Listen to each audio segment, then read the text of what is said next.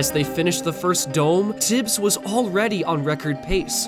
They performed the most precise trick in the game, launching them into the run of a lifetime. But this is only the start, and so much can still go wrong. But Tibbs has prepared for this moment. They've done hundreds of attempts over the years, powering through heartbreaks and setbacks to get to this point. With all eyes on Tibbs, the question is, can they keep it together?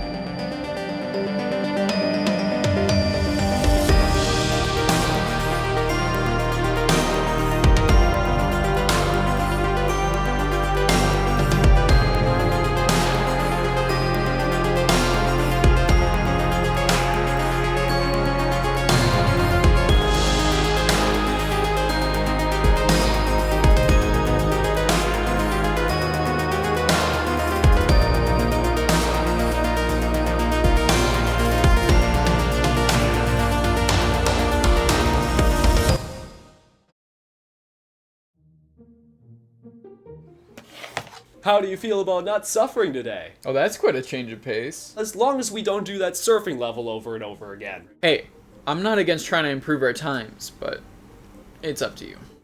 Ah, fine, let's do it.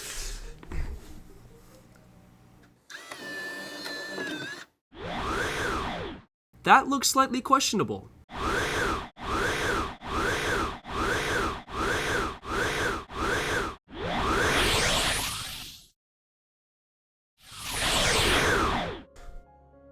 Wait a second, I'm not ready for purgatory! Yet?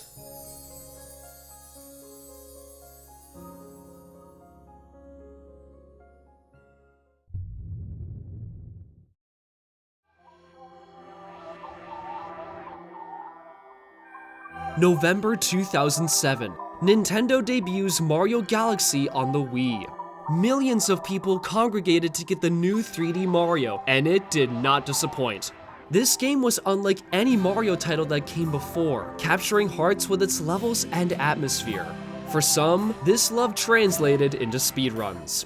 Speed Demos Archive was the hub for speedrunning, and this is where the first Mario Galaxy community formed. Just a day after its North American release, dozens collaborated to find skips. Every day, something new was found, and more people joined the conversation. Although, no one shared any speedruns for the full game. Long videos were almost impossible to share at the time, and since Galaxy is quite the meaty game, full runs remained on the back burner. Before long, 2008 rolled around without any runs.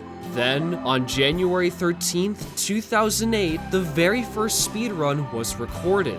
This person had to upload her time in 10-minute increments, totaling 18 separate videos for a single run. This is Claris.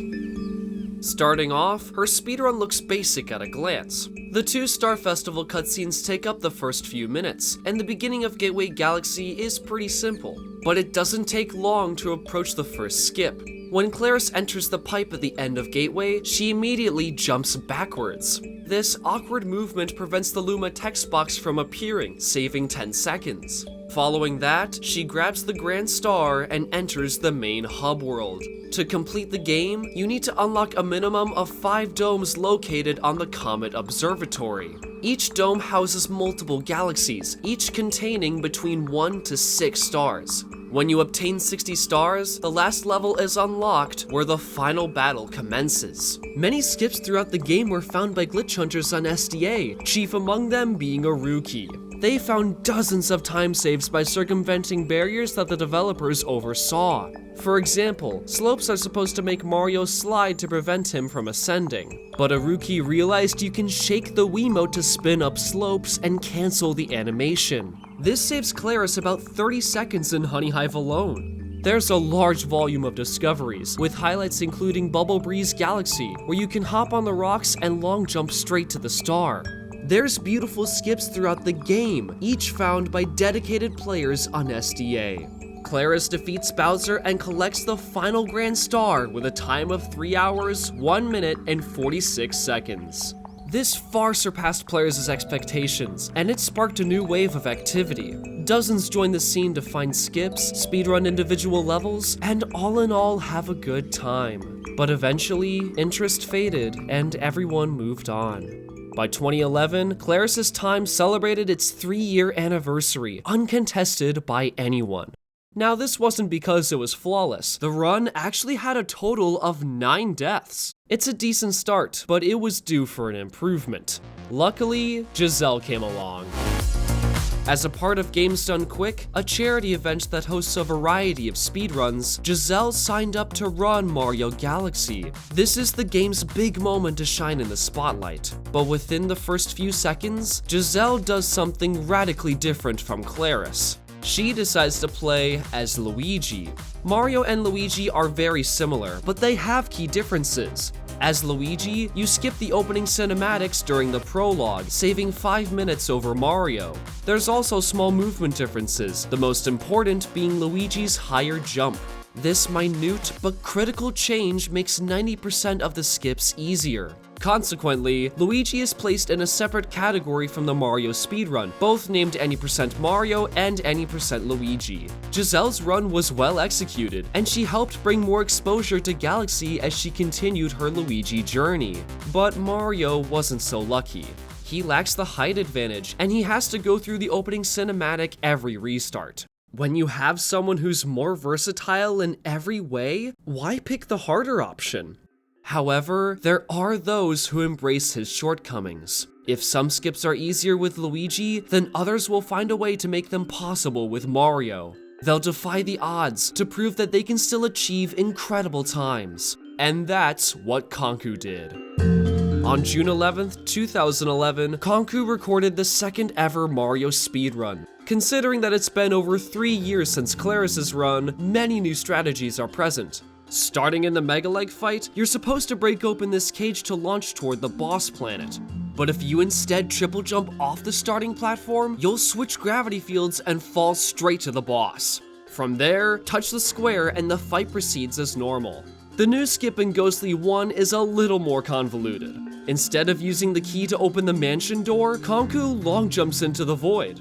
At the last second, he grabs the pole star with the pointer, yoinking him back underneath the balcony. Then, after some careful maneuvering, he clips through the mansion floor and gets inside. One wrong move results in a death, but he nails it first try, saving 20 seconds. The last big development completely transformed how runners swim. When you're on a flat plane of water, spin to jump out and hold straight down on the nunchuck. As you dive back in, start spinning non-stop. If you then hold up when you reach the surface, Mario will reach incredible speeds. This is useful in both the Cosmic Race and the second star in Seaslide Galaxy. While these help a ton, Conku also benefits from using the Japanese version. There are many text boxes throughout Galaxy, and each one scrolls slightly faster in Japanese than in English. This saves around 45 seconds across the entire run. Thanks to these optimizations, Conku crushes the record with a time of 2:48:47. He was satisfied and moved on to the Paper Mario series. The progression came to a halt, but this time, it wasn't left alone for long. 4 months later, a player named Negtaro, better known as Negu, started running Galaxy. He streamed his attempts on Nico Video, a Japanese live streaming site where he published a new record. Unfortunately, the video is lost, along with the next 2 times he's set down the line. By May 2014, he claimed his final record. Luckily, this run was preserved, and we can finally see what he did. However, Negu was no ordinary runner. He played in a way no sane person would ever attempt. He completed his run in 2-player. Mario Galaxy allows a second player to join the game, contributing as an extra cursor on screen. This is called Co-Star mode, and is great for a casual playthrough with a friend. And if you don't have friends, you can always use your spare limbs. Negu repeatedly puts player 1 by his foot so he can jump and use the other controllers simultaneously. But what's the point of using 2 Wiimotes if it's just another cursor? Well, let's just say Co-Star has remarkable capabilities. That's right, if you press A on Mario with Co-Star, you get what's called a 2P jump.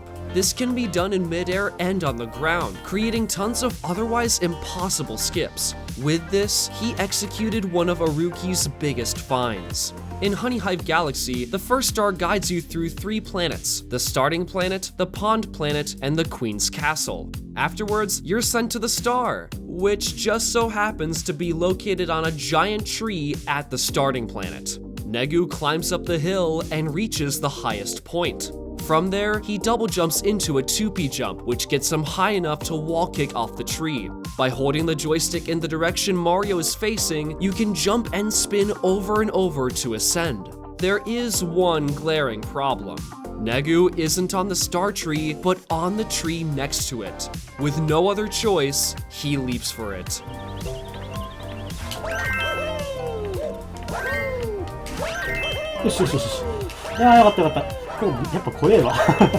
He does a similar skip for the second mission, saving a total of 90 seconds across both stars. Another highlight is the auto-scroller skip in Ghostly Secret, originally theorized by Joselle. Normally, you're supposed to collect this coin to slowly reveal the mansion, but Negu instead uses the invisible collision to jump all the way to the star. He needs to watch his every movement, because one wrong move ends in death. At the end, he clears the final level using more co-star shenanigans.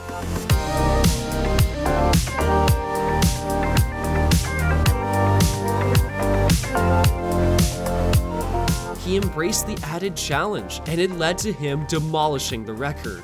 If Negu proved one thing, it's that co-star is the future.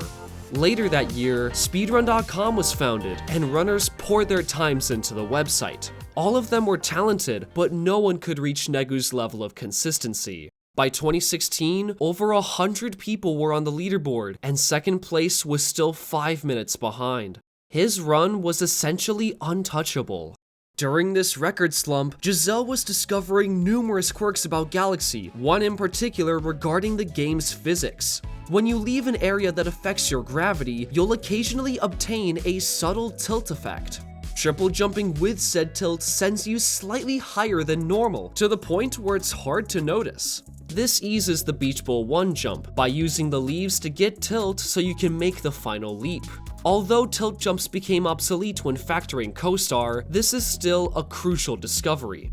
Following this news, a player named Vallu rose up the ladder. As a runner of many Nintendo games, it's no surprise he picked up Mario Galaxy in no time. Soon, he performed an incredible run with even more skips. Vallu does a new trick at the beginning of Space Junk 1, using these pole stars to launch him to the gravity field of a later planet. Strangely, he has to hold down the joystick to get the necessary distance, saving 30 seconds when done perfectly. Aside from that, most of the previous strategies are present in this run. But unlike Negu, Vallu is playing without co-star mode.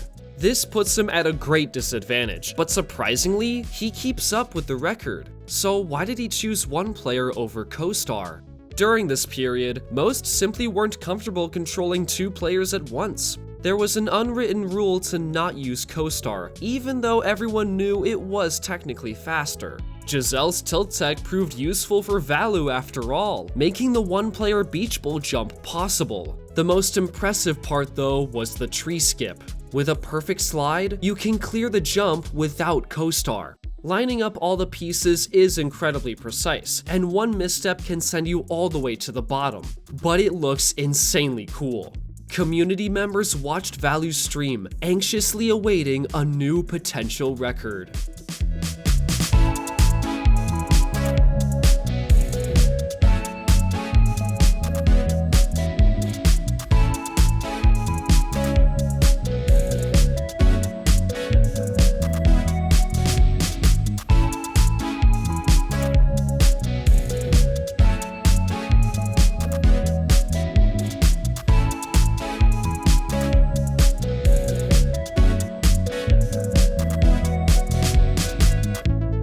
The community celebrated the new Mario champion, who didn't need co-star. He saved time on the final boss by hitting Bowser's fireball. While this looks counterintuitive, hitting the fireball ends Bowser's rolling animation, forcing him to attack sooner. This and more helped shave off a further 10 seconds. Prior to his any percent Mario achievement, Vallu claimed the record across all 4 main categories in Mario Galaxy 2. He proceeded to get the any percent Mario and Luigi records before anyone took them back. Then in May, Vallu did a 242-star run, which is essentially 120-star Mario and Luigi combined into one. In that attempt, he got the record across all 3 categories. This makes him the first person to claim all 9 Galaxy records simultaneously. With how competitive both games are, it's difficult to get a record in a single category. And there was Vallu on top of all 9, cementing himself as one of the greatest runners of his era. Over the next 2 years, the Mario record stood strong. But eventually, someone finally took interest. The Sludgy Gamer, a top Luigi runner, has been in the community since 2016. He's primarily a Luigi runner, but he actually attained 2nd place for Mario in 2017. Early the following year, he returned to Mario once again, with what some would call cautious optimism. Wins world record? Never. I'm incapable of getting world record.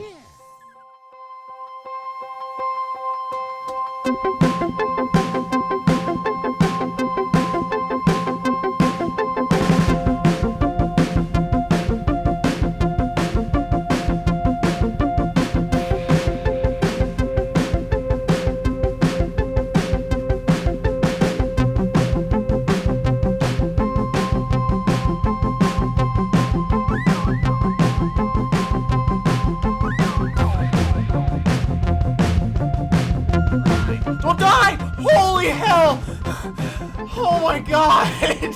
So much happened in just that one moment.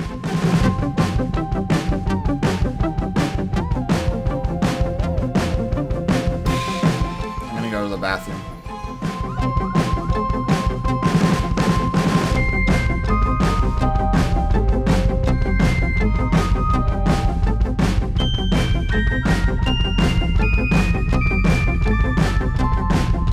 I'm back.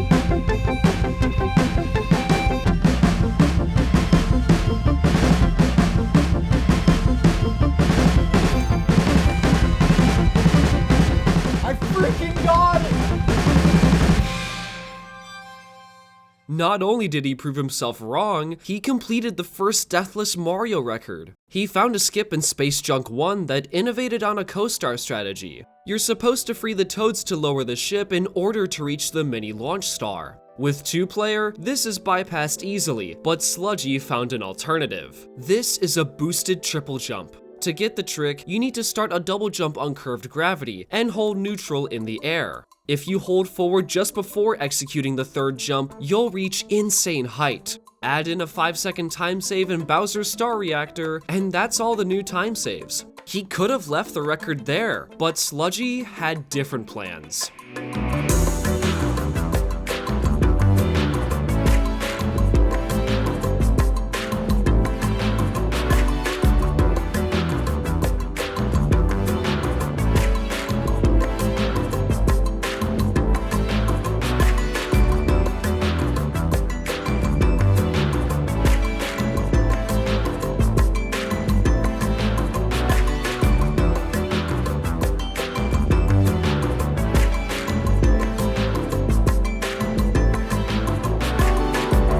As prevalent by his wild reaction, this was a huge time cut. Sludgy improved the record by over a minute through pure movement and optimization alone. His consistency with difficult skips gave him an edge that few mastered during this period. After his 3-record streak, Sludgy returned to other categories. A pattern seems to emerge when a top runner ceases activity. 2 years pass before anyone reaches their level. If there aren't new players taking the record, how can the progression continue?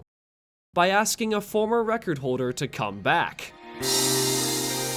Instead of being discouraged, Vallu was more motivated than ever. He returned as a glitch hunter, testing out any idea he came across. Unsurprisingly, he found a major exploit in Honeyclimb Galaxy. Using the bee mushroom, Vallu puts Mario against this wall and jumps to the honey tile. Then he jumps off the tile and does a nunchuck spin. A nunchuck spin is specifically required here because Wiimote spins can't be performed immediately after jumping. By holding neutral on the joystick, you inexplicably gain a ton of upward momentum. This can save about 30 seconds total, and this convinced him to start doing runs again. After some attempts, he got onto a great pace half an hour in. An unforeseen space junk death tainted it slightly, but he pressed on. To make up for it, he does a risky long jump at the end of Beach Bowl 3 and the Fast Foe comma to save 30 seconds. By the final level, he's on pace to achieve the first ever 232. Yeah, one more level. I can still easily get 232 if I just don't mess up on the final level.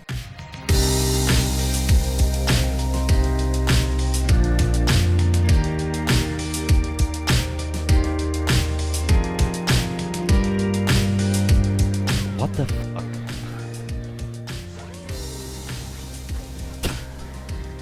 Perfect. That's hilarious. He wanted the 232, but Vallu stayed positive.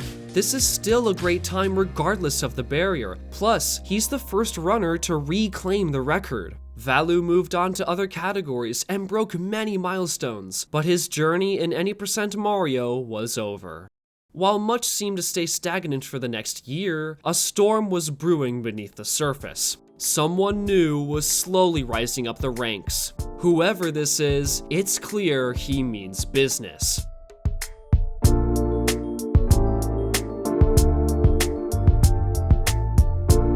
Hardcore gaming started his journey in 2017, when he first discovered the speedrun community. As any dedicated runner, he tried using his old laptop to record attempts, which ended up killing it. That would have ended his story if his friend didn't offer him new equipment to continue his dream. This was how he was able to reach 3rd place on the leaderboards. After a short hiatus, he resumed attempts in March 2019, but he never got 2nd place. He jumped straight to the record.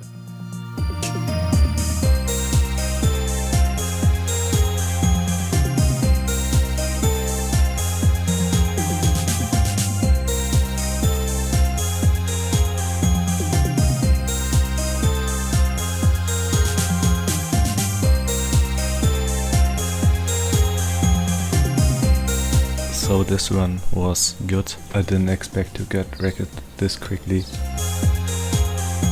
This is one of the first records that doesn't have any new strategies. Hardcore actually omitted the long jump in Beach Bowl 3 and Fast Foe, putting him at a 30-second disadvantage. But he played so well that he broke the minute barrier without it. If a record is possible without some strategies, then how far can it go with them? Enter Mr. Cloud Kirby. Ever since 2017, CK demonstrated that he had potential. Like many runners, he focused primarily on optimizing the Luigi category. He knew that he could shave the record down for Mario if he put the time into it. In the summer of 2019, that's exactly what he did. He got onto a run on pace to get a mid-232, but it died after a death in Hurry Scurry Galaxy. Later that month, he missed the record again by just 12 seconds. Then, on September 1st, it happened. He missed the record by 3 seconds. This is getting ridiculous. He knows he has what it takes to beat Hardcore. Finally, 2 weeks later, he got another chance. Just like Hardcore, he doesn't go for the cut in Beach Bowl 3. Unlike Hardcore though, he died in Toy Time, losing 26 seconds. With such a time loss, surely he's far behind. But no, CK still has the lead by a significant margin. Going into the final boss, he has to clutch this finale. Instead of playing it safe though, he ground pounds toward the lava. This may look insane, but Mario now has invincibility from all projectiles for 5 seconds. In that short time, he does this.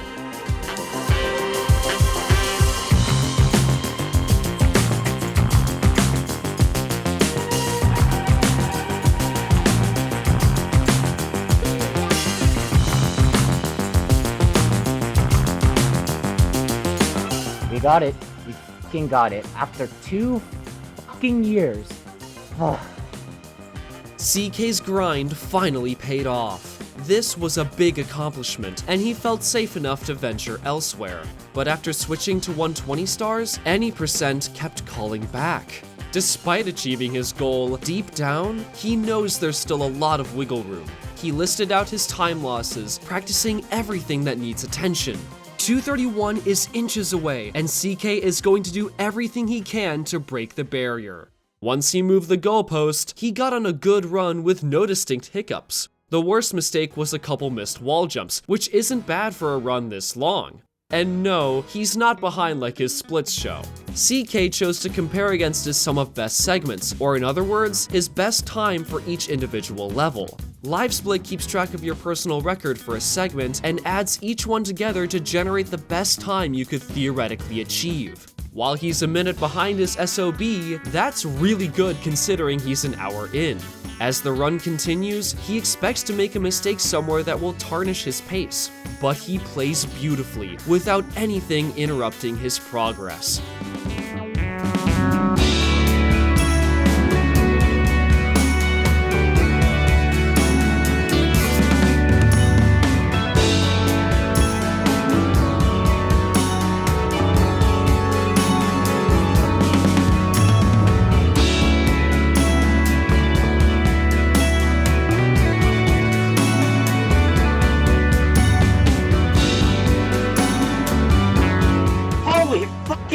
Dude, I cannot believe it! I cannot believe it! Holy fuck! Oh my god, dude! CK was elated to see his dream run come true. This marked the last record of the decade, capping off a remarkable era in this game's history. Going into 2020, there are big events that are going to impact the speedrun. Mario Galaxy is going to change forever.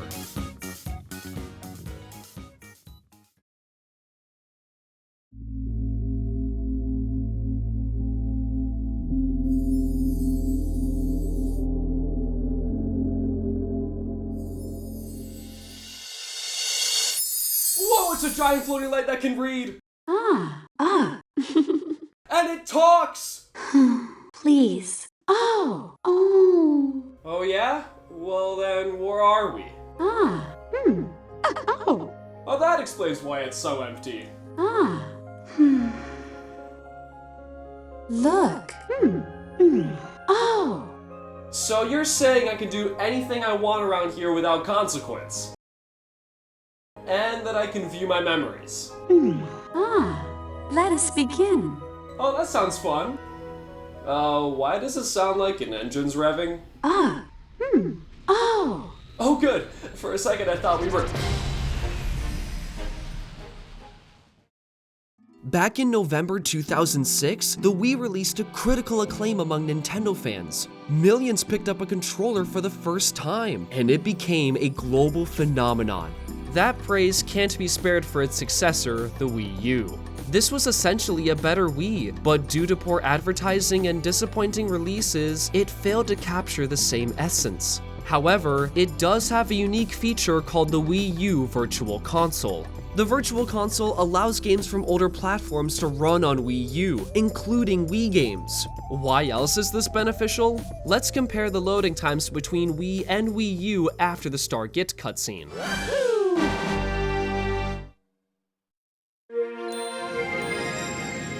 VC transitions close to a second earlier than Wii.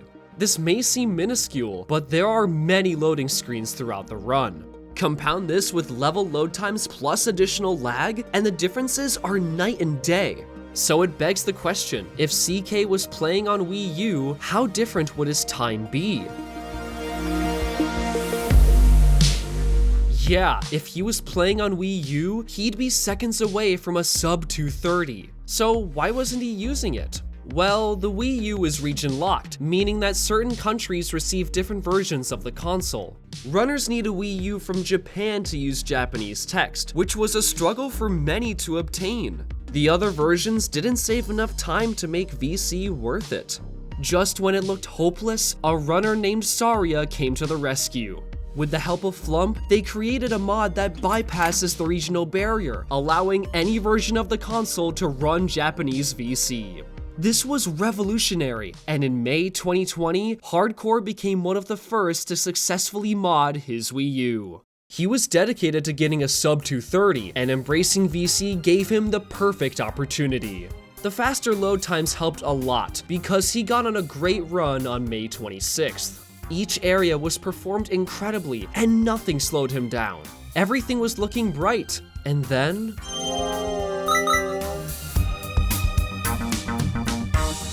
this was a problem. Wii remotes last for a long time on good batteries, but when they're low, there's no telling how much juice is left. This wouldn't be a big deal if he didn't have 2 hours to go. Hardcore is confident in his battery life, but he's undoubtedly taking a huge risk. This is a great pace, and he's not willing to give it up. The warning kept appearing, but he continued.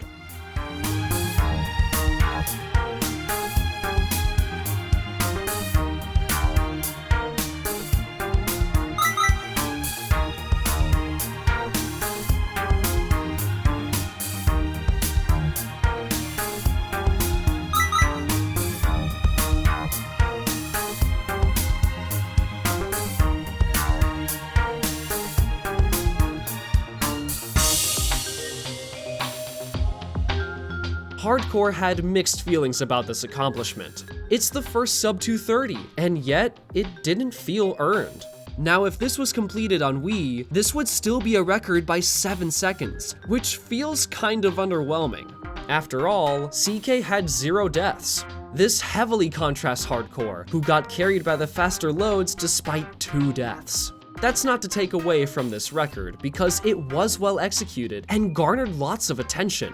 But Hardcore knew that he could do so much better. Still, he's on top and decided to stop for now. A few days later, CK returned with his own modded Wii U. Despite faster loads, he struggled with deaths in mid to late game that killed record paces. Getting consistent runs was difficult, and watching the same 5-minute intro every attempt didn't help. He persevered though, getting within 40 seconds of Hardcore. On June 12th, things weren't looking great at first, but as he played, he started gaining time on the record. After nailing the mansion clip, he turned off the comparison on his splits to avoid distractions. Seeing how far ahead or behind you are can psych you out, causing mistakes that wouldn't otherwise occur. He just wants to focus on the run. Then, in dark matter, this happened. CK slipped off the platform mere feet away from the boss. He spun against the wall and was about to repeat exactly what happened to Hardcore. But miraculously, he ekes out a wall jump at the last possible second and recovers. Following that narrow save, CK reactivates his comparison.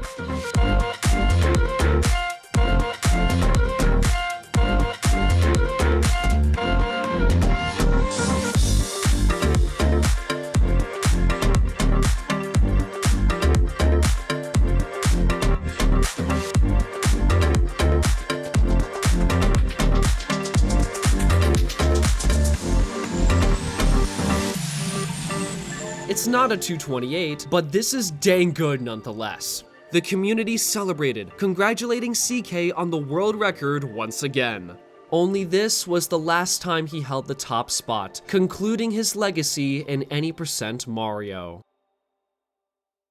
The record stagnated for the rest of the year, with activity flourishing elsewhere. CK and Vallu were improving the Luigi record, breaking huge milestones. But going into 2021, there was someone within striking distance of the Mario record.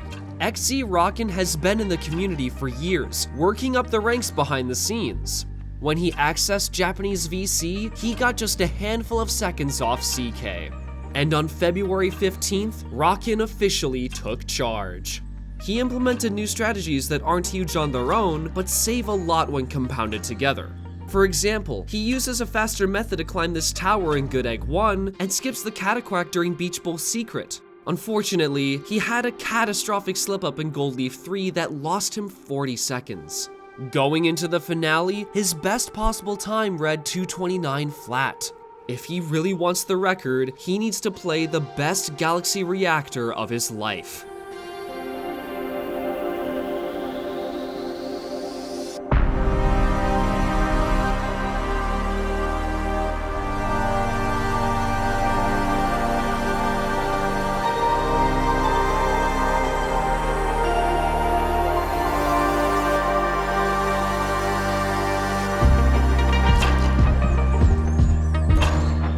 My hands are literally numbing. There's literally no way I just got 220 with that run.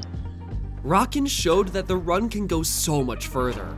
He performed the best Galaxy reactor anyone had seen, breaking another minute barrier in the process. Then, shortly after this run, something big happened. Months prior to Rockin's record, Mario 3D All-Stars released onto the Nintendo Switch. This was in celebration of Mario's 35th anniversary, bundling Mario 64, Sunshine, and Galaxy. Aside from graphical enhancements, motion controls were improved for Galaxy. Load times were also significantly decreased, with Switch load times saving 45 seconds total. This was a huge development, but for a while, Switch runs were completely separated from the main boards. The biggest reason this occurred was due to the limited release of 3D All-Stars, with sales ending on March 31st, 2021. The fear was that a majority would have a disadvantage over those who got 3D All-Stars before its discontinuation. As a result, Galaxy and the other games were put on separate charts. It wasn't until a community vote in August 2021 when all versions of Galaxy were unified on a single board. This was an interesting period for Galaxy speedrunning, but buried in the commotion, someone achieved the first record on Switch. It wasn't recognized as such at the time, but later documentation confirmed it was the fastest. This was performed by Amarishiro. Now this run was very impressive. He went for risky strategies, and his movement was pretty clean. There were a lot of mistakes though.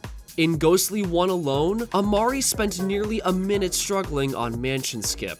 In the observatory, he fell out of bounds and lost a further 6 seconds. Despite these critical losses, he has one more ace up his sleeve. While Japanese is much faster than English, the fastest language overall is actually Korean. Runners knew this for years, but obtaining a Korean copy was difficult for most. 3D All-Stars remedies that by allowing players to change languages within the game settings, meaning Amari saves an additional 20 seconds. He finishes with a 228.38, shaving off the exact amount Korean saves. Now that Switch is on top, beating this with a slower console is out of the question.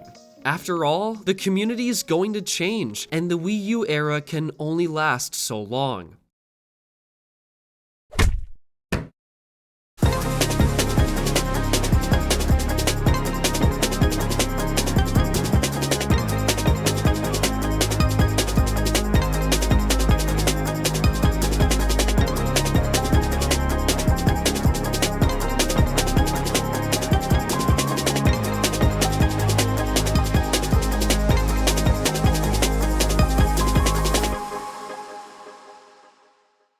How the heck did Rockin shave 50 seconds off a Switch record? This run must have been free of mistakes. Nope, there were not 1, not 2, but 3 deaths, each losing 10 seconds minimum. To add the cherry on top, using Japanese loses another 20 seconds. How in the world did he do this? Well, whenever Amari hiccuped, Rockin coasted. He was so confident that he performed an incredibly precise jump that skips the bridge in Space Junk 2. You lose 20 seconds if you miss, but hey, it saves 5, so why not go for it? The real savior though was the new route. Rockin implemented Space Junk 3 and Sling Pod Galaxy, a faster route that replaces the last 2 Battle Rock stars. The only problem is that Sling Pod is locked behind a 400 star bit paywall. He now has to keep track of his star bits early on in order to access the level, but none of that stopped him. This run is a testament to how far the community has progressed. Rockin admitted it wasn't too polished, but it's still undeniably great. This is a prime time for top runners to return to any % Mario. Lo and behold, hardcore came back.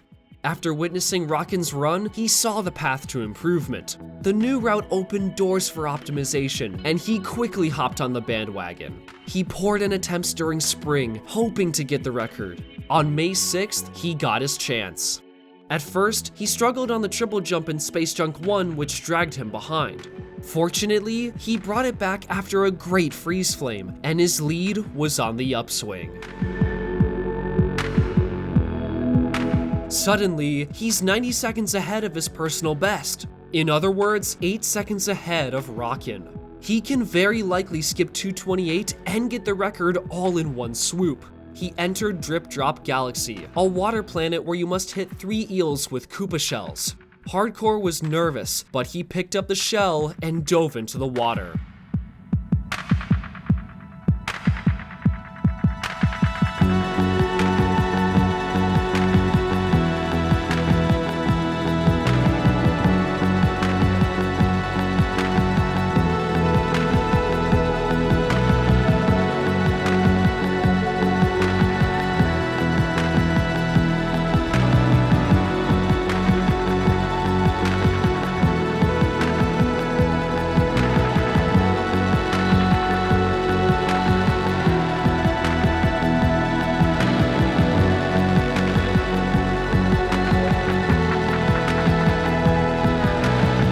This just felt insulting. 2 hours of amazing gameplay, and this is what killed the record? It wasn't fair, and he knew he could do better. So he did.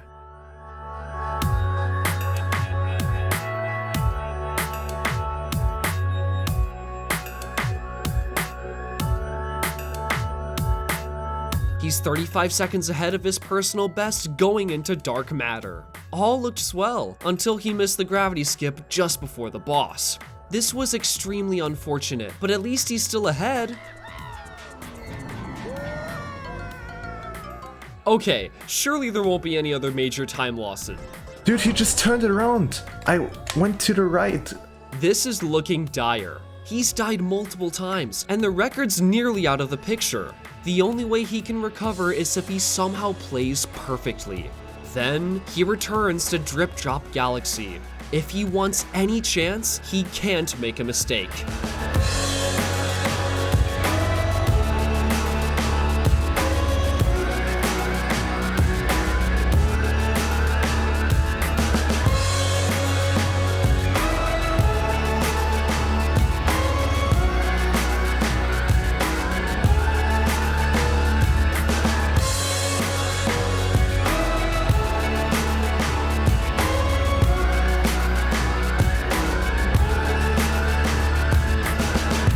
By the skin of his teeth, Hardcore succeeded. It was a close call, and with a record that slim, he knew he wasn't done. For the last weeks of May, Hardcore stayed determined.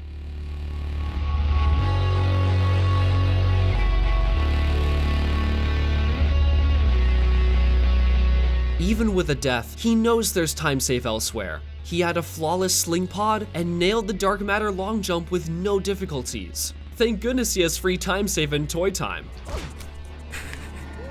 Why the fuck? Despite that occurrence, Hardcore holds a strong lead over the record. He keeps going, overcoming everything in his way.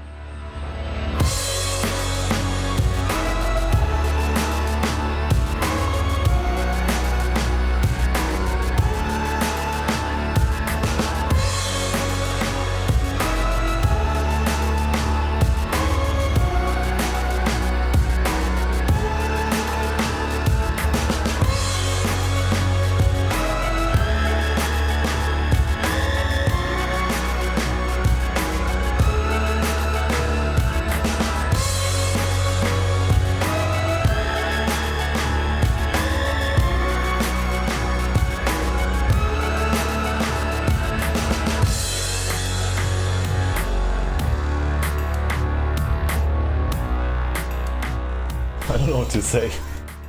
Did not expect to more or less casually get a load T27. But stuff has changed in this game, in speedrunning. We are faster than ever before.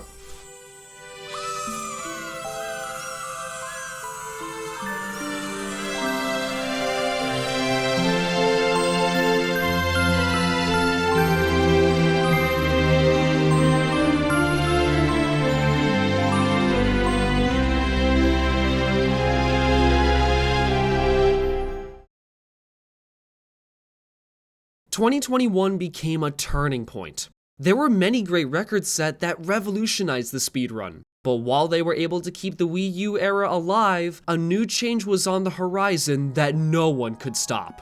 The return of two-player.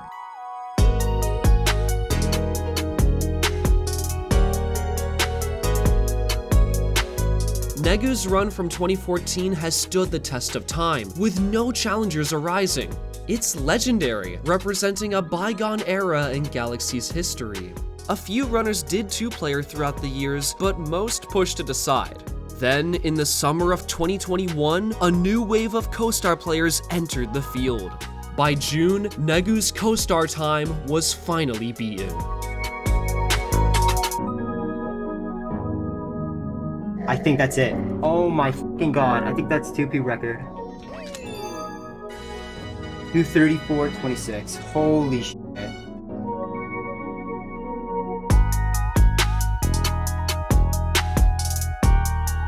Tibbs started their journey at the end of 2020, becoming one of the first to prioritize co-star. They have a very close relationship with the game, which fueled their motivation to speedrun. When they started their grind, they always felt that Mario had a lackluster reputation, so they're going to show what he's truly capable of. Breaking Negu's record was only the beginning.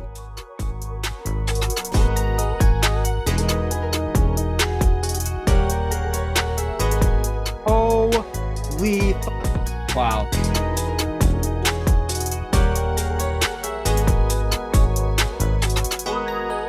They're super close to achieving the record after months of effort, but they weren't the one to surpass it. Someone new was also interested in co-star, and he was much closer than anyone expected.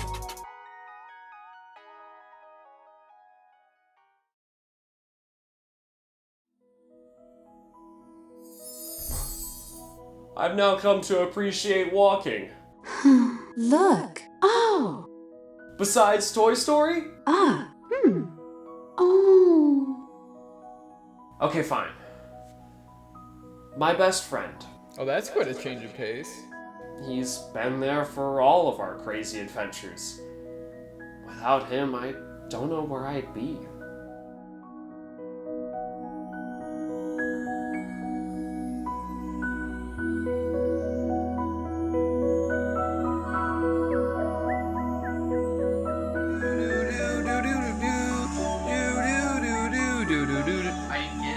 Hee. See, look at that. I am much better than you. I'm glad how I got that on video. Darn. This is when Daniel and I were playing Loop-de-Loop Galaxy 6 years ago. Mario Galaxy was one of the games that brought us together.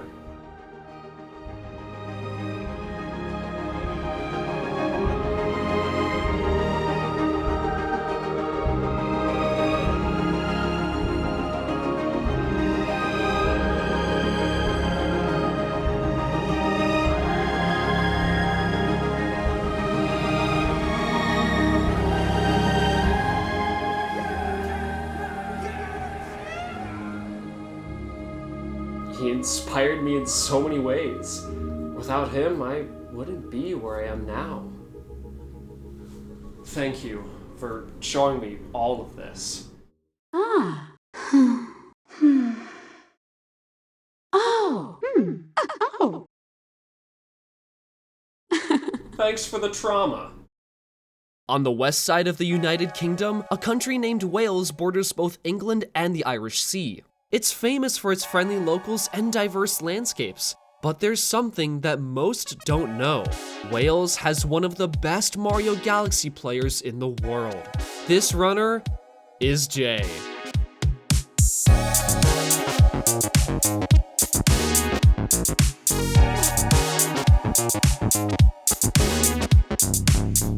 In the middle of 2020, Jay bore witness to multiple Galaxy records for the first time. This inspired the once casual runner to take the grind seriously, jumping straight into co-star. The way players run co-star nowadays differs a lot from 2014.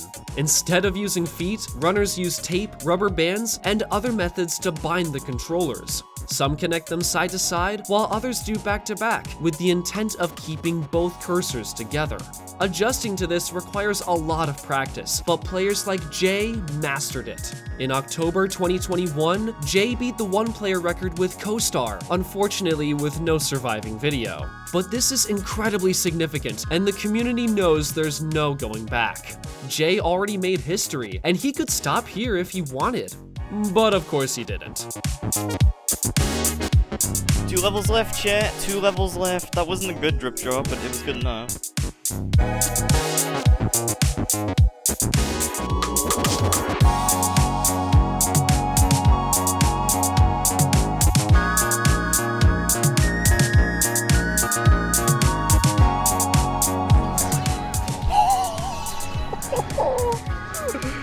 Okay. Fucking test strat. Let's fucking go. First run of the fucking year. This is the year of whales, chat.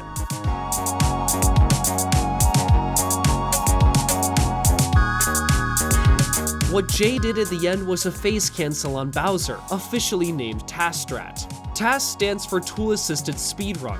To put it simply, runners use external tools such as save states, frame by frame, and more to execute a theoretical perfect speedrun. Some skips are labeled TAS only, meaning that no human can feasibly perform the trick in real time. That's why this is named TAS Strat, except it's not TAS only at all. Jay did it in his record. If you whack Bowser and get thrown into a fireball, you can use your invincibility frames to collide with him and cancel his roll. This was actually discovered back in 2016, when 360 Chrism accidentally found it during a marathon. Did I just cancel it immediately? Holy crap, I just found something new, man. The name may be inaccurate, but it does save around 4 seconds.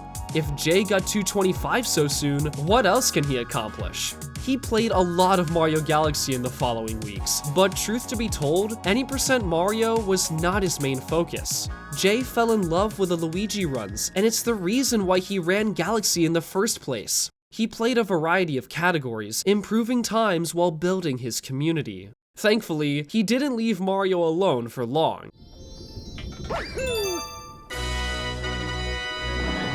Another 19 seconds saved by whales. Jay fixed many notable mistakes, performing better overall. Except in Ghostly Secret, where he died before and during the skip. Funnily, he did this run offline completely out of nowhere. He didn't expect a record so suddenly, especially with such a blunder. So, on February 25th, 2022, Jay streamed more Mario attempts.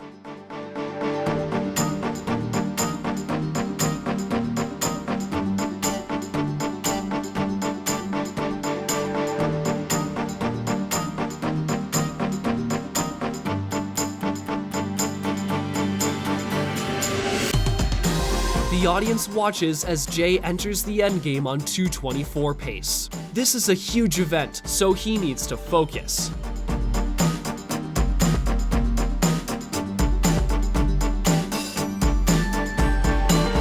Now let's put on the layout. Come on, knock knock, come in, Pace Pals, come in.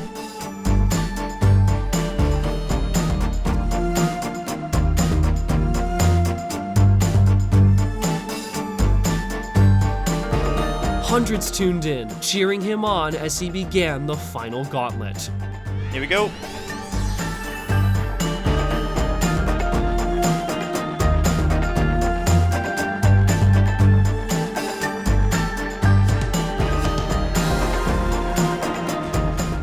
So true. Oh, never mind. It was a good run. I'm actually like numb to this cringe now. I will never get a run like this again. This run was basically flawless. Oh? I mean, hey, at least it still got test strat. That's gotta count for something, right? Fuck off, man. This run. Man. This is one of the most lukewarm records in the game's history. It's a 30-second improvement, but it was hard to ignore what it could have been. Despite it all, he ended strong and made the community proud. He's done with Mario for the foreseeable future and moved on to different ventures. While this was a good time, he didn't stay on top for long.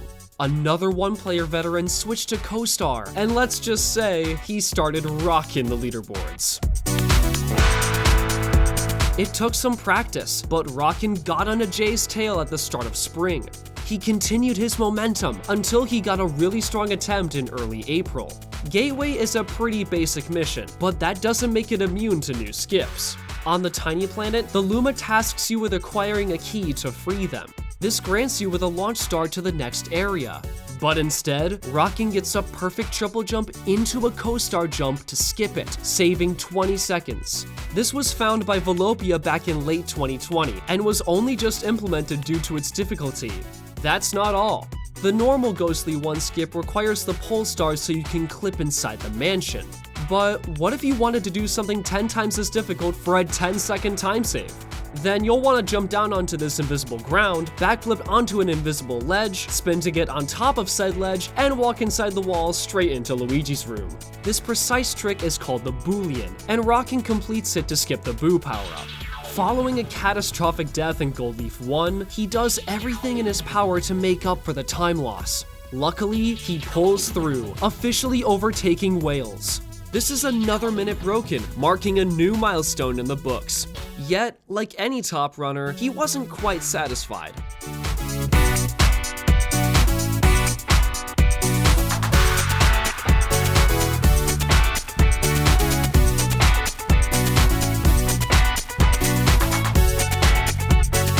Rockin was emboldened to try riskier strategies, which definitely paid off. There's some areas that need polishing, but he was ultimately proud of this run. Rockin submitted his last Galaxy time a few months later, and continues to be a pillar of the community. Things changed after this run, as the Switch slowly took over the leaderboards. This closed the book on another era, concluding the Wii U's dominance for good. The new generation has begun, and a familiar face entered the spotlight. That May, Tibbs was back.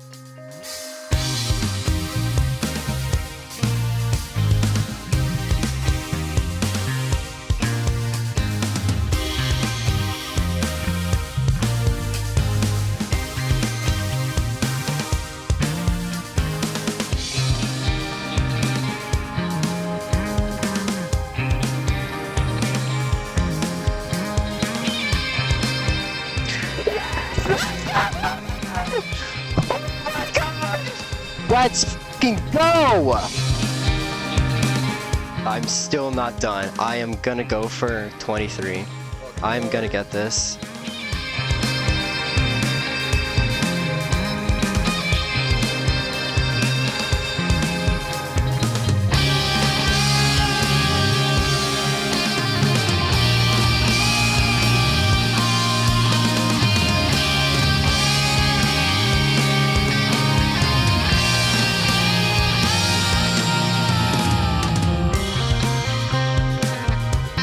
Yes!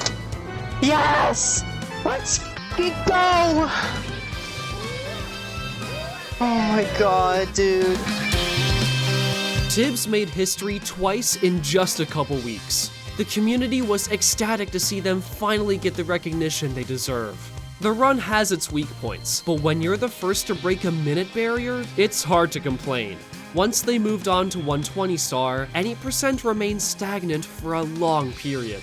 Record competition was rather uneventful in the Mario scene, even with Co-Star's growing popularity. Jay fell to third place, over a minute behind Tibbs. However, he wasn't concerned because he was focusing on other categories across both Galaxy games. His community blossomed, with hundreds watching live as he glided through the game. In November, Jay was at the end of a Galaxy 2 Green Star run that was on pace to break the minute barrier. It's too fucking easy. It's too fucking easy. Let's go. All fucking 4 world records. All fucking 4. Well, hold on. What the heck does he mean by 4 out of 4 records?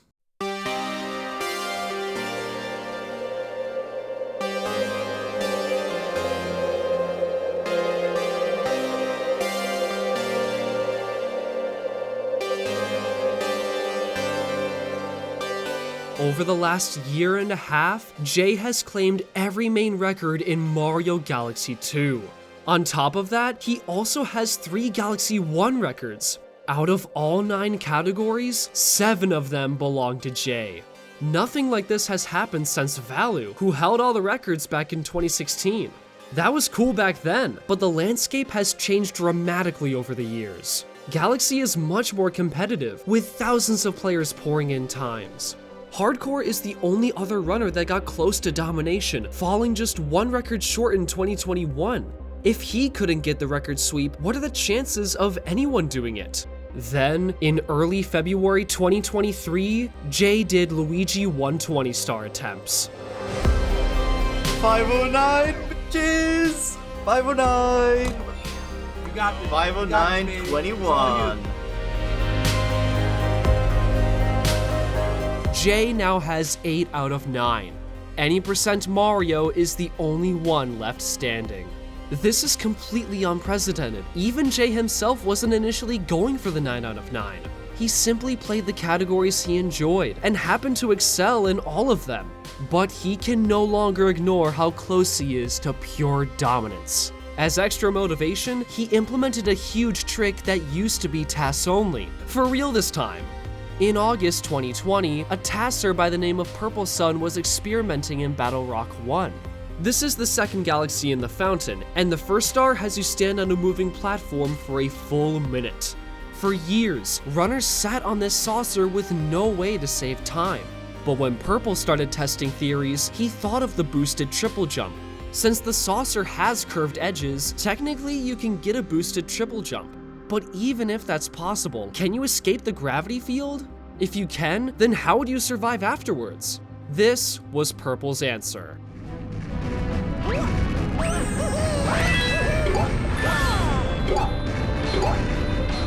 This is Battle Rock Out of Bounds, better known as Broob.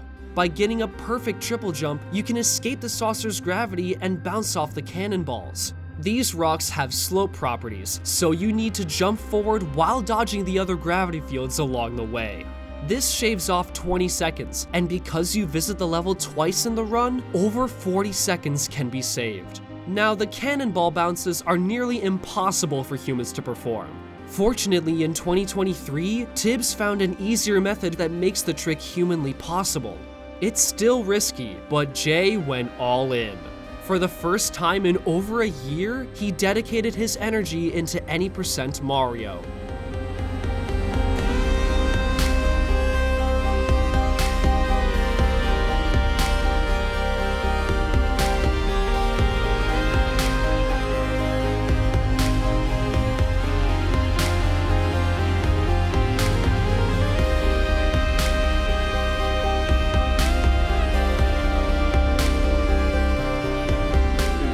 Yeah, we'll take that. This is a sick run.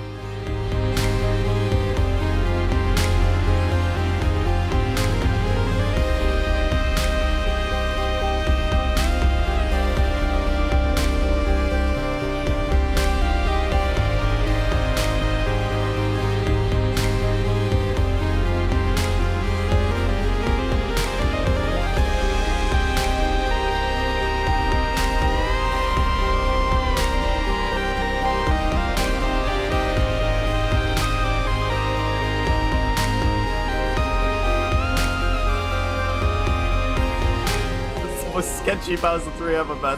My hands don't want me to have this. I'm so nervous.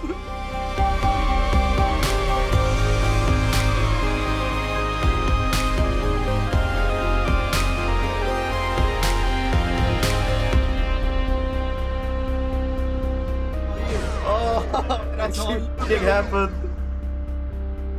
It actually fucking happened.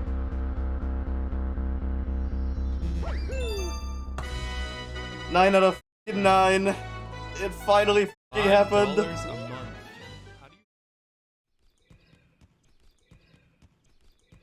So I started running this game in, when was it? September 2020. I was playing with 1P. I got my first ever world record when I switched to 2P on Wii U. July 2021 was my first world record. It was 120 Luigi. Let's fucking go! Oh my god. And now, almost 2 years later, all fucking 9. All fucking 9 world records. Yo, thank you all so much. I appreciate everyone being here from the grind. From when I started this game in 2020 to now. What a crazy journey.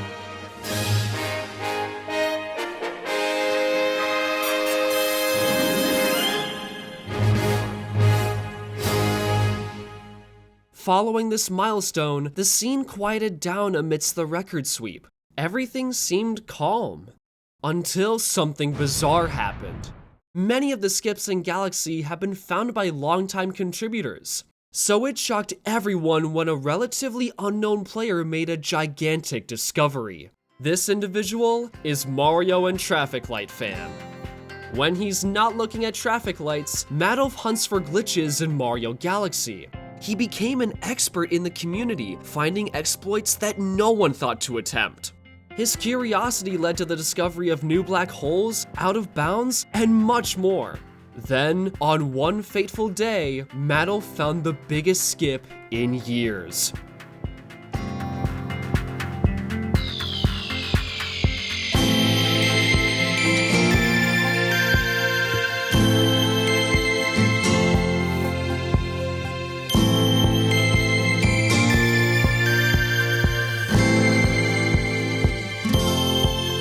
With a boosted triple jump at just the right spot, you can leap all the way to the final boss of Gusty Garden 2, skipping 4 planets. The community was blown away, and following tests from multiple runners, it was made possible for Mario. If the alignment is barely off though, this can potentially end your run. When it all goes perfectly, Gusty Garden 2 skip saves 50 seconds. After Tibbs made a tutorial on the skip, they returned to any % Mario. They were a bit rusty, but they go for multiple risky tricks to save as much as possible.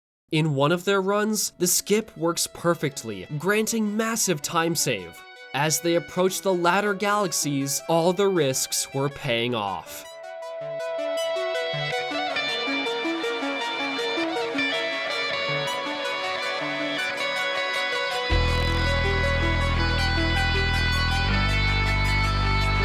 Let's go! Yes, dude! Back on top, baby! Even after breaking the 223 barrier, Tibbs is not done. All the recent developments have changed the run in ways most never expected. They're determined to take this run all the way, and what they did in the summer of 2023 is nothing short of incredible.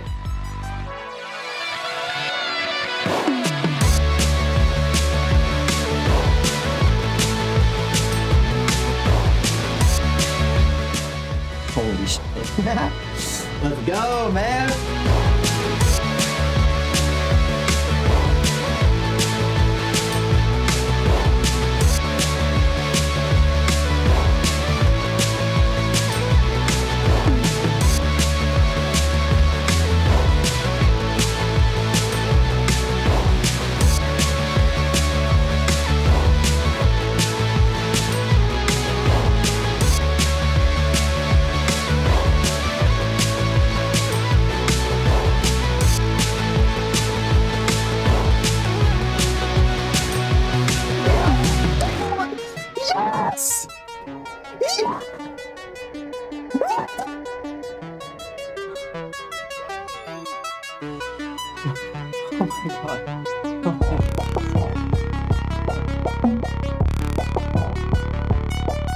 There are many great Galaxy runners, each putting hundreds of hours into practice. And then there's Tibbs, towering over the competition.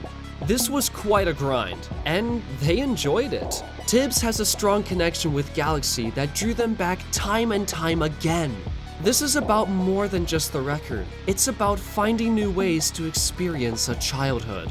Tibbs' accomplishment represents how far the community has come. Without their help, this run wouldn't exist. And so, the record stayed firmly on top. Tibbs has taken the run so far that it looks nearly impossible to beat. They got Broob first try both times, a perfect Beach Bowl 3, a solid Boolean, and they even got Tastrat. Aside from missing the checkpoint in Star Reactor, this run is essentially flawless. Even though the record seems out of reach, that didn't stop one player from trying. But before we talk about him, there's another runner that needs to be mentioned. Dayton47 is different from everyone else in this progression.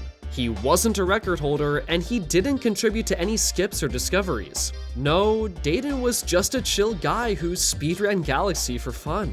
His calm demeanor cemented his place in the community, bringing good energy to those around him. Consequently, the numbers at the end of his name, which were just the numbers of his locker back in school, became a small meme in the community. Dayton quit Galaxy in late 2022, but his presence has never left. One newcomer in particular was so inspired by him that he adopted those numbers into his own name. This is Gujan47. Gujan became interested in Galaxy after replaying it with his best friend. His humble beginnings were short-lived, because by 2023's end, he rose all the way to second place. He wasn't just a great player though. He was there during incredible milestones, cheering Tibbs on every step of the way. He always makes sure to support others, because at the end of the day, every runner shares love and passion for the game. In the middle of Gujan's grind, Purple Sun came back with another huge discovery. Since 2016, Tassers have theorized ways to skip a giant portion of Good Egg 2. Nemi in particular has documented their research in finding this holy grail. If you travel far enough from the starting planet, you can escape its gravity field. Now, where does this fall take you? Straight toward the star. This could save so much time, but unfortunately this was only possible with hacks. Then a few years later, there was an obscure trick that was found.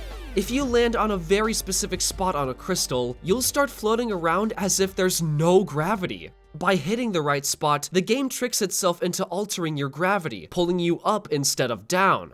This glitch perplexed the community, but it was nothing more than an obscure find. So what does this have to do with Good Egg 2? Well, Purple remembered that on the first planet of the galaxy, there just so happens to be a crystal on top of this tower.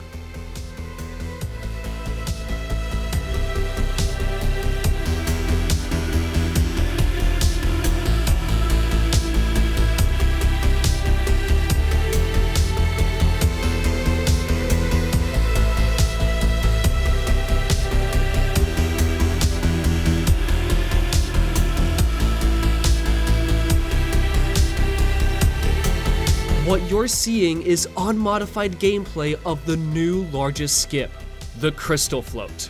The spot you need to land on is very precise, and the crystal must stay on screen until you escape the gravity field. Once you're out, you can still die if your alignment is off. When everything goes perfectly, this saves 75 seconds. Interestingly, the Crystal Float is moderately easy for Luigi once you put in the hours. But for Mario, it's near impossible to hit consistently. His lower jump makes it difficult to hit the correct area, which is an absurdly small point on the crystal. This further deterred players from running Mario, knowing that a vital skip is harder to pull off. But there are those who brave the challenge.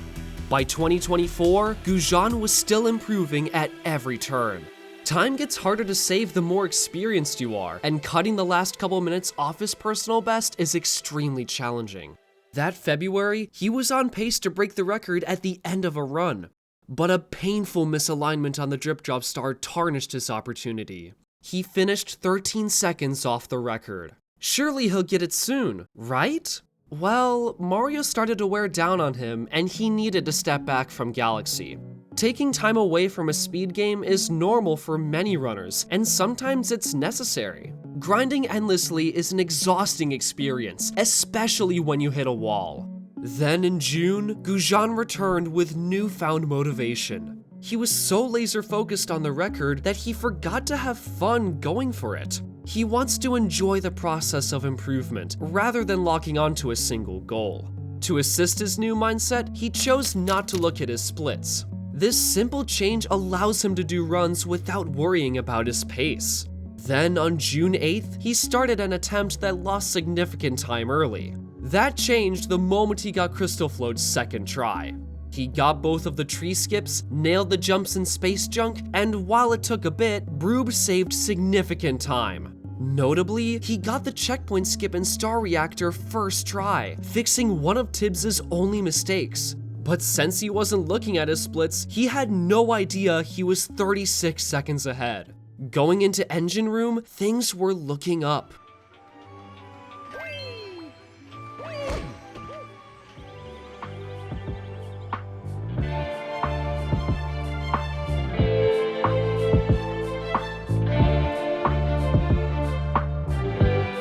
Jone just did incredibly difficult tricks flawlessly. How could a single bonk in the Comet Observatory get the best of him?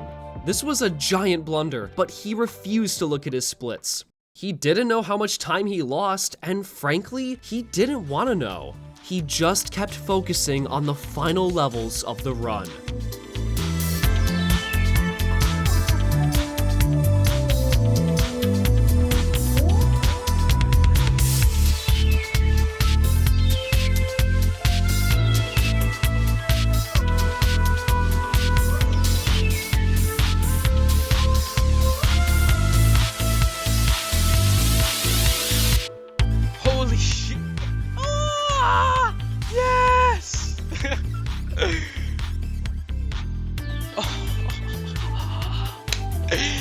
Oh my fucking god.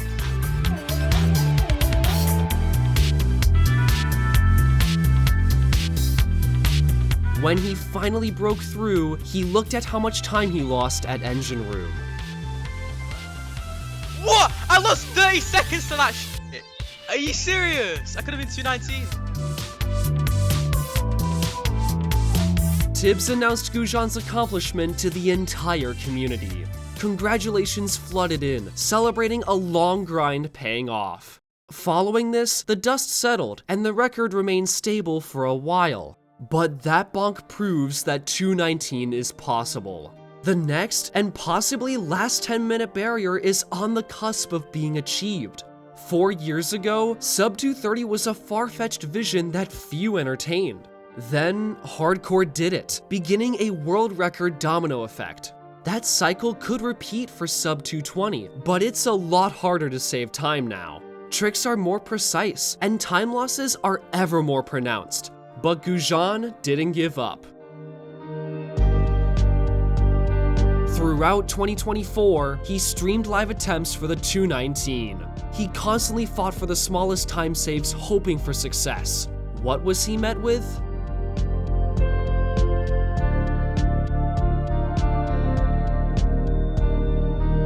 Oh, it's so close. Serious, bro.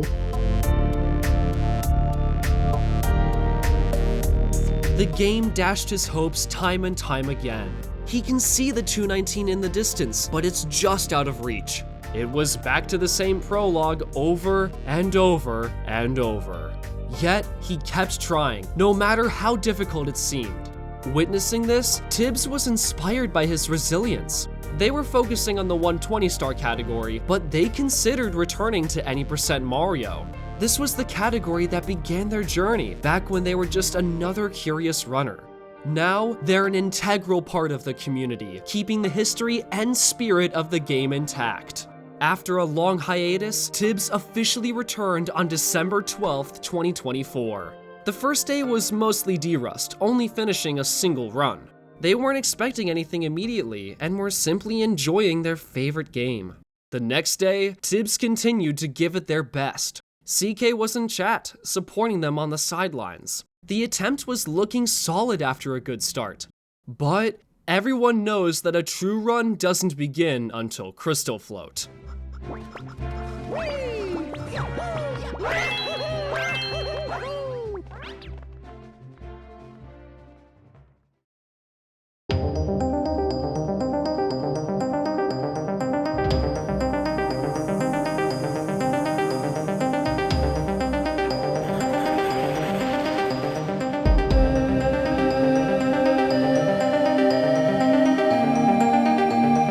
Somehow, it's some miracle, I got it on my first try, and that was like, okay. That was my second run. As soon as I got that, I was like, okay, I need to lock the hell in. Because I cannot pass this opportunity up.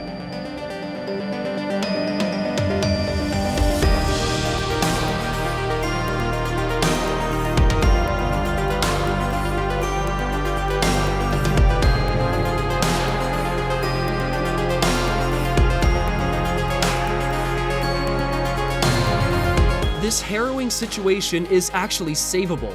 If Tibbs jumps off this blue rail, they can land on the yellow one and leap to the star. It's difficult, but they try anyway.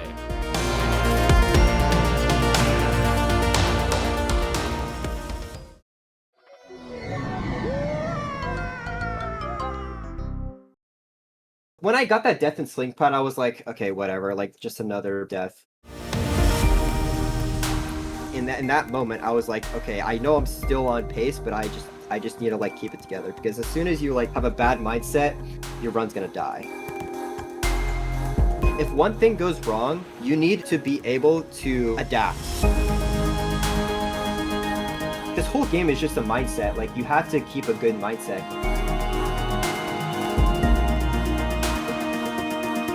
So I just had to stay focused, and that's what I did.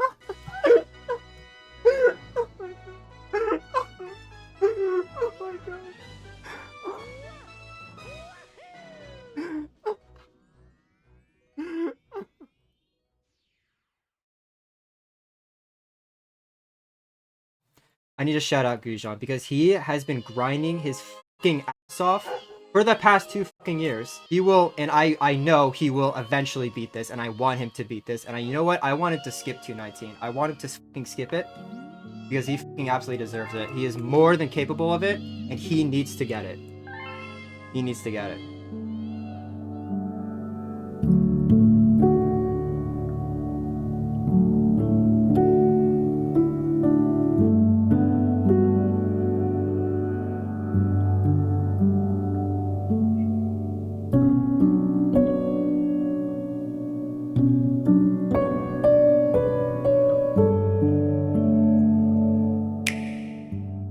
June 5th, 2025. The Switch 2 debuts, allowing all former Switch games to run on the newest tech. The load times for Galaxy were improved by a small but crucial 7 seconds total. Prior to this release, any % Mario had been dormant for over 6 months. This development is sure to bring life back into the game. However, nobody was expecting Glitch Hunter Sheep to drop a bombshell 24 hours after its launch.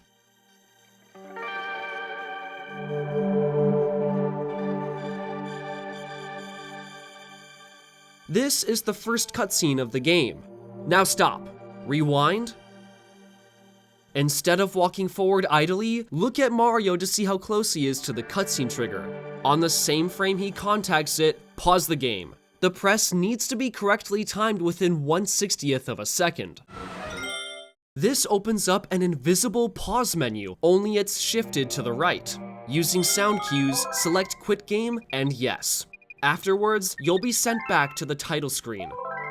Last but not least, select the file you just quit out of. Congratulations! You skipped the first cutscene, saving 1 minute and 13 seconds. The community was stunned.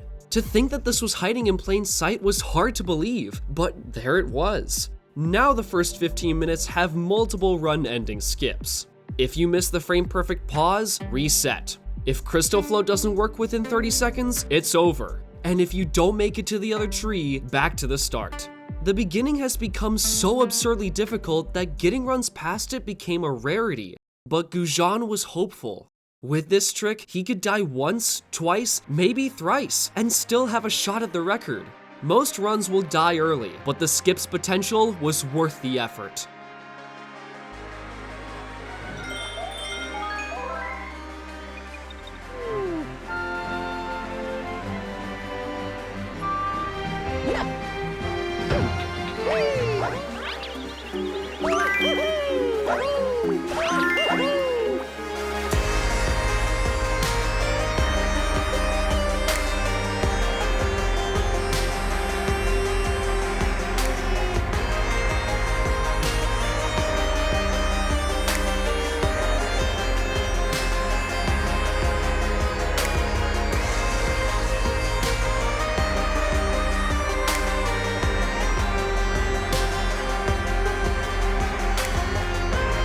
No, I don't think that was 2:18. World record though. I always come back with the skips, bro. Just know I'm there when there's a new skip. Gujan was back on top after months of hardship. He surpassed Tibbs and integrated a brand new skip into the run. And that was it.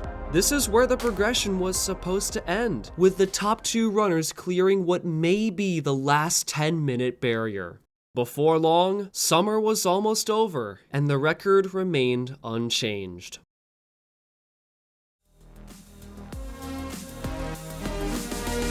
Tibbs improved their personal best by 4 seconds, a great time after an 8-month hiatus. But this run was unique. They implemented the new cutscene skip, but they didn't do Crystal Float. If Tibbs got Crystal Float first try, they would have attained a low 218. Gujan saw this firsthand, and the clock started ticking. Tibbs is going to get the 218 soon, and if Gujan wants to be the first, he needs to practice. He returned stronger than ever before. Gone were the days of his mentality getting in the way. Now, it's making him soar.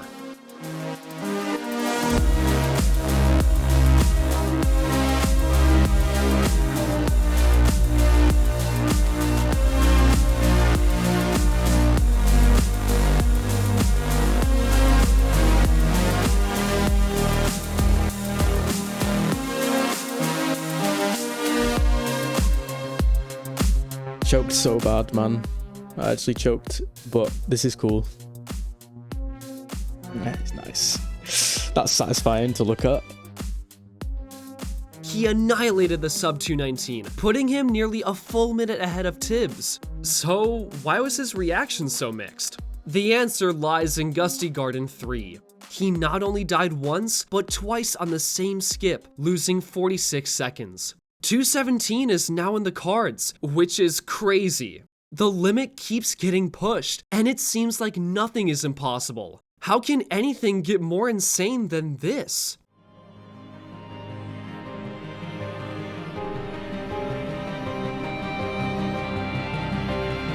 Tibbs started another stream for any % Mario. The first couple attempts died early, but after a few tries, they got a run going. Crystal Float was mediocre, but they were still on pace. Most tricks were executed flawlessly just as they hoped. By the middle, they were on track to beat the record. This alone is amazing, but there's something else that makes this run truly unlike any other. At the exact same time, CK was streaming Any% Luigi, and he was also on record pace. Unbelievably, both of them were less than a minute apart from each other in their runs. Dozens flocked in anticipation, watching at the edge of their seats. One of them can mess up at any time and be forced to restart. But as they conquered each obstacle, it really looked like the stars were aligning.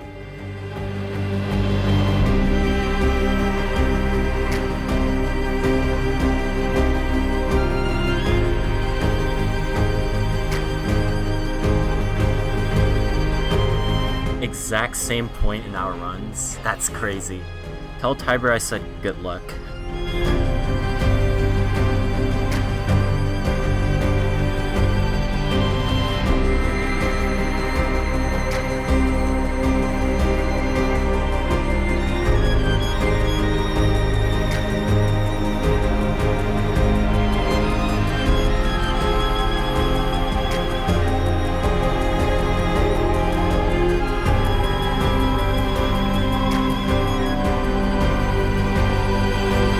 CK finished his run, claiming a new record in Any% Luigi. It's freaking over. Wait, did Tiber get record? Did Tiber get record? Please tell me whether or not they got it.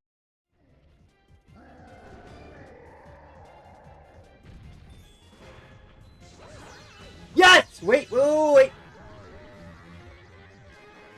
No! Oh my god. Oh my god. Wow.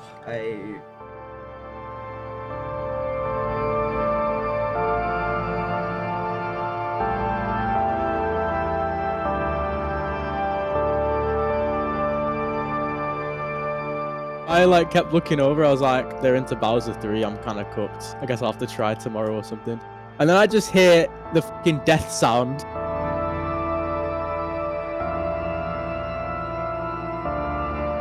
For some reason, if you hit the fireball too early, sometimes Bowser will just not jump.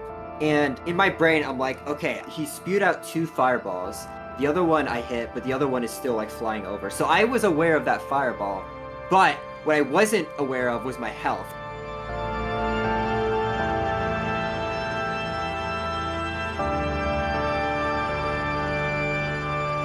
Not gonna lie, I kind of laughed because that was funny as fuck, but it was actually pretty sad.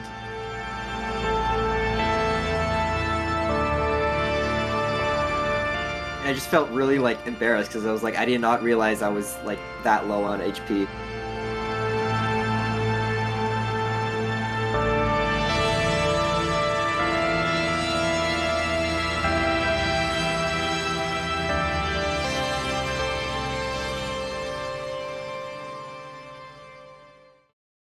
I felt relieved that I was like just able to come back from that.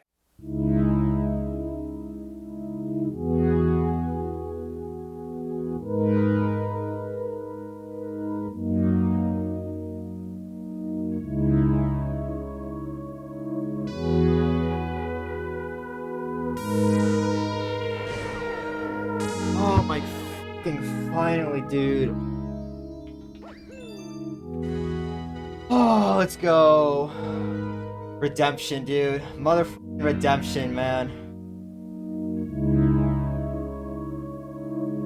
Tibbs triumphed after the most heartbreaking loss. Oh, but they're not done. In fact, Gujan was still grinding too, trying to reclaim the throne. For the first time in history, 2 top-level players were consistently running Any% Mario. Both of them have the ability to destroy the record, and with time on the table, they strive for greatness. No matter who comes on top, this is one of the greatest eras in Mario Galaxy.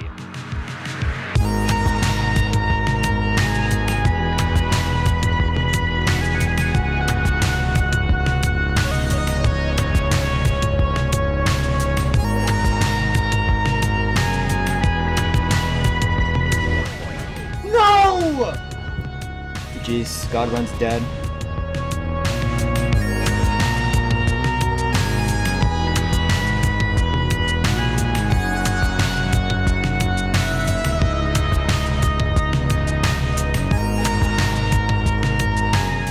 absolutely robbed. I'm not stopping until I get 216, bro. So doable.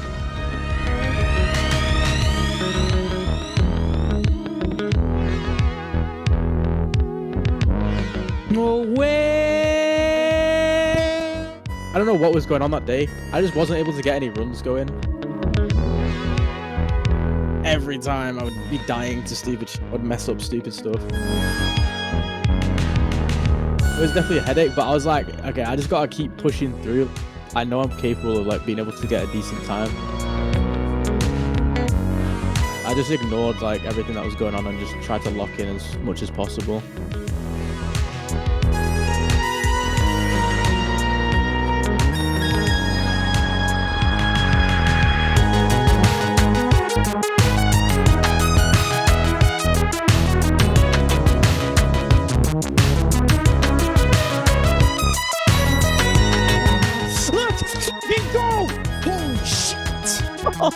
Bro, I deserve that, man. I fucking deserve that.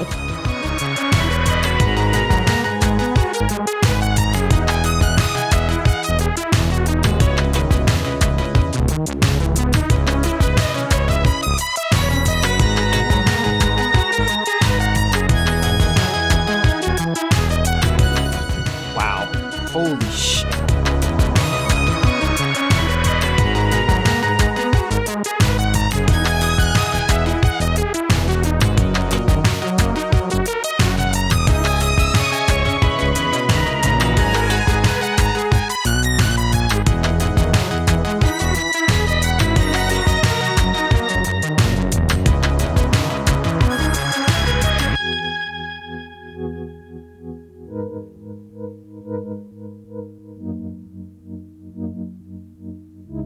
Yes!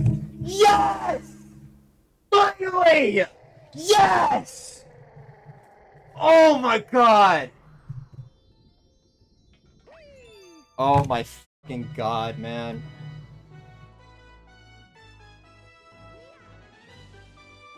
It's done, bro. It's done. It's fucking done. I'm done.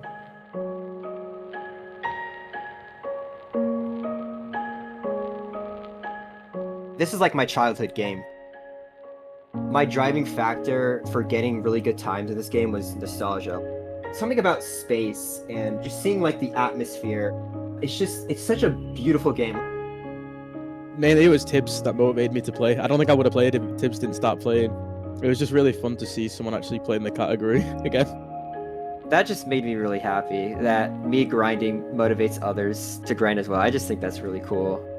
I would always be looking if they were streaming and stuff. I was like, oh shit, my record's gonna get taken. It's great to see runners start running 8% Mario again. I find it really cool.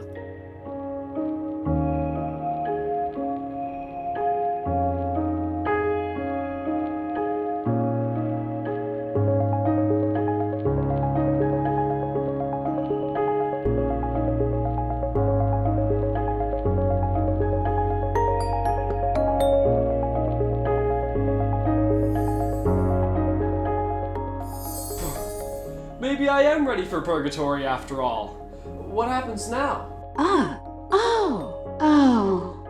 Well, I agree with that, but how do I...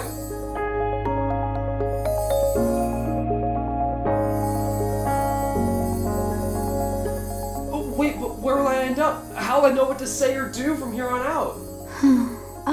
Please. That's all. So...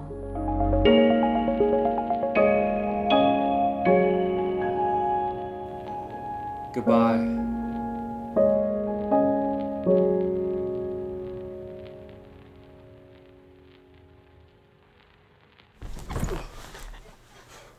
I'm not against trying to improve our times, but it's up to you. Yeah, let's do it.